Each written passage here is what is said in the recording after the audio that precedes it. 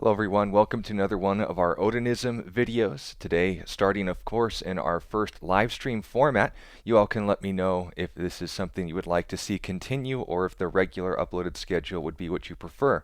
Now, going on into our topic, we've been making a comparison between Odinism and Christianity. First and foremost, to speak to my kinsmen, those who believe and adhere to the ancient Norse religion of Odinism, also known as Asatru, and as well to my fellow Christians who, for better or worse, have taken it at face value in this day and age that their religion is simply true by its own definition. But of course, when we take the Bible seriously, we need to consider all its words, where it puts itself forward and says, test all things, including itself, hold fast to what is good.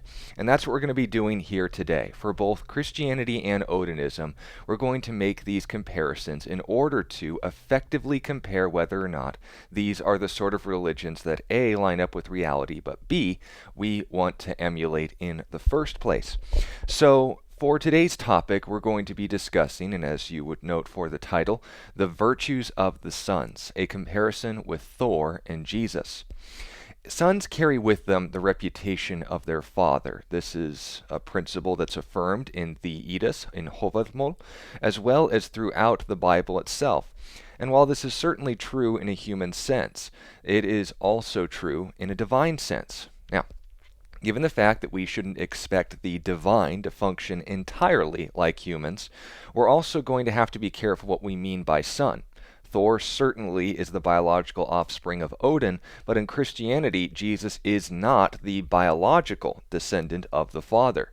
So, since that comparison can't be made in the context of Christianity, we're going to instead focus on what we can make a comparison of. Son and father are both relational terms, and the virtues of the sons reflect the character of the father. So in the time that we have, we're going to make a comparison between how, for instance, Thor reflects his father's character, Odin, and how Jesus reflected the character of his father. And during this time that he spent on earth, through that comparison, we're going to hopefully come to conclusions as to how we should view the primary God, or the only God in Christianity, in this case, of each religion. When we see these things reflected, we're going to examine them in three areas. First and foremost, were the fathers pleased with their sons? We're not going to make a claim that because Thor or Jesus did something, that automatically goes back on the father. We're going to look for specific examples and be able to cite why we would take this standard as something that applies to Christianity and Odinism at the same time. Second, we're going to ask the question, did the sons seek to honor their fathers, as to whether or not they even cared what their fathers thought of them or even did things in their name as a representation of him. And then finally, we're going to discuss how was this done? How did the sons seek to honor their fathers? And then hopefully with this comparison, come to a conclusion as to whether or not the virtues they reflected in their fathers are a model that we should follow here today. So, were the fathers pleased with their sons? Starting with Thor, we are given a lot of details about him being Odin's firstborn, and even one of their more weighty conversations recorded for us in Harbetsloth, which we're going to be reciting and referencing a lot here today. Gylfaginning 21 also tells us a lot about him on his own, but there are more words spoken by Odin in Harbetsloth that antagonize his son rather than demonstrate approval of him. Now, given that, quoting Gylfaginning 21 in the Prose Eddas, it says, "No one is so wise that he can tell all Thor's mighty works. Yet I can tell thee so much tidings of him that the hours would be spent before all that I know were told." This is citing Snorri Sturluson. Now, it's apparent that Odin does approve of his son's deeds when you consider the Eddas. This is a proper definition of the poetic religious text of Odinism, is the wisdom of Odin himself. As far as direct words of affirmation, we don't have any. We can only extrapolate from the fact that Odin passed on these stories about his son's deeds, well, given he would probably approve of them. And this is, of course, not just a claim I'm going to make, but it's also a claim I need to clarify, because there are 3 examples of things that Odin did not approve of his son doing. In the Harbetsloth poem, verse 26, we read that Odin considered Thor a coward. Thor hast might enough, but never a heart. For cowardly fear in a glove wast thou fain to crawl, and there forgot thou wast Thor, afraid there thou wast. Thy fear was such to fart or sneeze, lest Fjalar should hear. So he was afraid of this giant discovering him. He tried not to make any noise, bodily or otherwise. Likewise, Odin considered Thor a traitor. In Harbetsloth, verse 34, I might have trusted thee then, didst thou not betray thy troth. We'll talk about the context of what Odin did not trust Thor to do in a later comparison. But note that he didn't consider Thor's honor worth trusting, and this was Odin speaking. And then finally, Odin shamed Thor for butchering women in Harbetsloth 38. Shame didst thou win, that women thou slewest, Thor. Now, before you say that Thor didn't know he was talking to Odin in Harbetsloth, and also when Thor returned these insults for threats in the same poem, we need to understand what we're here to prove. Thor did not know that this was Odin, but are we talking yet about what Thor sought to do to his father, the way that Thor spoke to his father? No. We're talking about whether or not Odin was pleased with his son's deeds. These are 3 examples of him not being pleased, with the overarching assumption that the rest are all approved of, since we have no affirmation or denigration of them. And when you compare 3 negatives to the other 99.8% being positive, I think it's a fairly generous comparison. Now, moving on to Jesus, the Father's view of the Son isn't left to guesswork in the New Testament.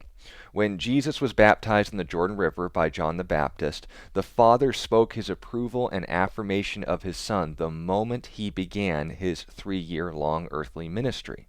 In Mark chapter 1 and verse 11 we read, Then a voice came from heaven, speaking to Jesus, saying, You are my beloved Son, in whom I am well pleased. And it's also worth noting that there isn't a single word of condemnation for any of Jesus' actions in the Father's name from the Father himself. In fact, Jesus' enemies couldn't accuse him of any faults according to God's standard, which would be sin. John chapter 8 and verse 46, Jesus speaking asks his opponents, Which of you convicts me of sin? And if I tell the truth, why do you not believe me? So note then, Jesus would 100% have a reflection of his Father's character. Thor, with these 3 exceptions, the butchering of women, the cowardice in battle against things that he didn't really want to fight with, and of course the issue of being untrustworthy. These are 3 areas that Odin did not approve of Thor, but the rest, the 99.8% of the rest, would all fall into the line of a reflection of Odin's character, something that he considered worthy of passing on to generations, as Odinists believe is the Edis, the wisdom of Odin. So then, moving on to our second point, were the fathers pleased with their sons? It is apparent for the most part for Odin and entirely apparent for Jesus. But did the sons seek to honor their fathers? Well, Thor, for the most part, his great deeds are either done in his own name or because circumstances demanded them. We don't have a direct citation of him saying this is done to represent Odin's character. However, the nature of his deeds do give us an idea of how he sought to carry his mantle as the firstborn son of the Allfather and the mightiest champion of the Aesir. This gives us some material to come to conclusions with. As a warrior, first and foremost, in Gylfaginning 21, we're told about his exploits in battle. He also has 3 things of great price. One is the hammer Mjolnir, which the Reem giants and the hill giants know when it is raised on high, and that is no wonder it has bruised many a skull among their fathers or their kinsmen. He is also praised as a builder in Gylfaginning 21, as well as cited in the poem Grimnismal, which is in the Edis itself. He has in his realm a place called Thruvitgar, and in his hall called Bilskirnir. In that hall are 500 rooms and 40.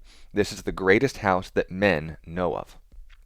And then finally, as a lover, according to Sloth and verse 48, and Lokasenna, verse 54, Thor's wife Sif cheated on him with Loki.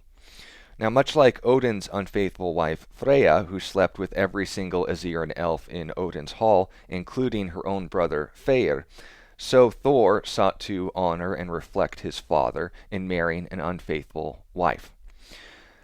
On the other hand, for Jesus, and what he sought to honor his Father in, when it came to his actions in this world, he directly stated that everything he did was to please his Father. That was his number one priority in life. In John chapter 8 and verse 28, we read, "Then Jesus said to them, 'When you lift up the Son of Man, then you will know that I am, and that I do nothing of myself, but as my Father taught me, I speak these things. And he who sent me is with me.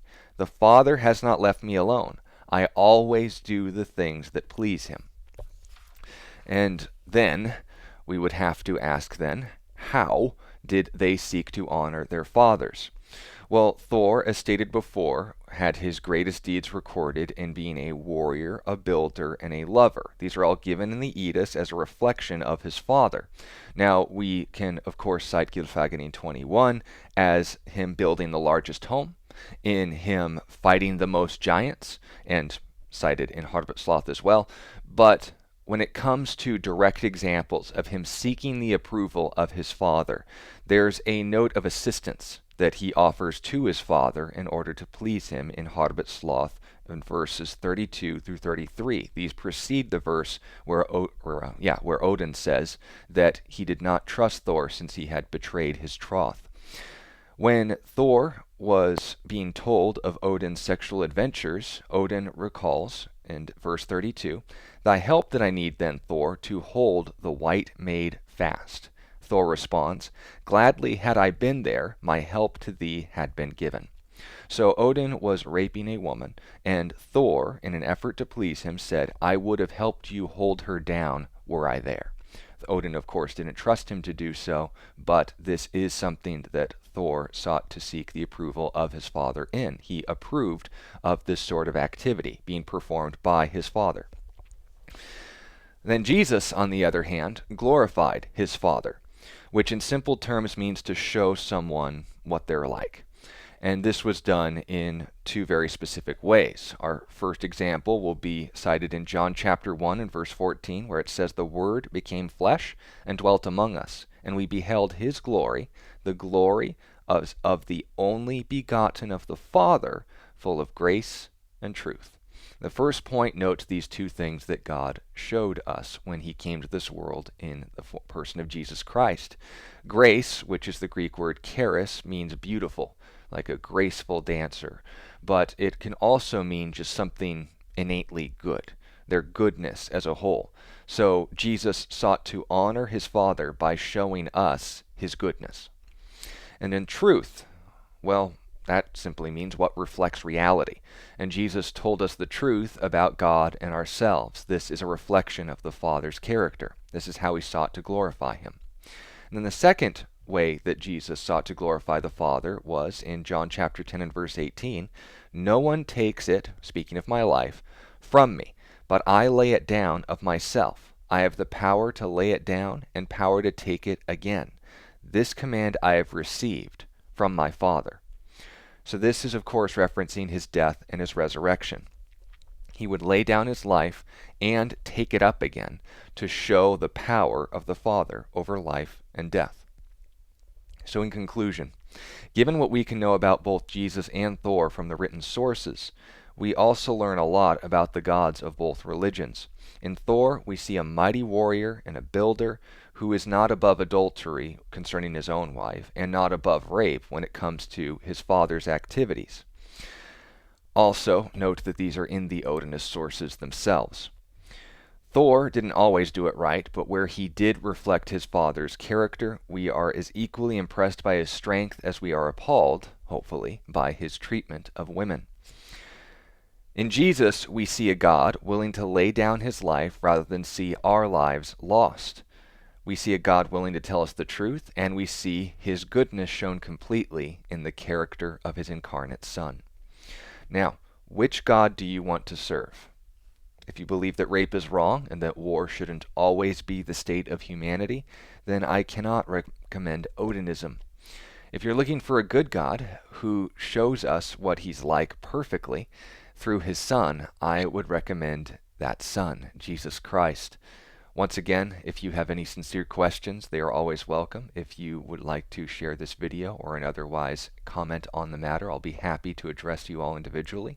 But I want to thank you all for the time that you spent here today, and I hope that this has given you something to think about, not only in the reasons we have as fellow Christians to believe Christianity, but also for my Odinist friends, that you all are going to take your matters of not only this life, but the afterlife seriously in what God you truly want to emulate. I look forward to talking to you all next time.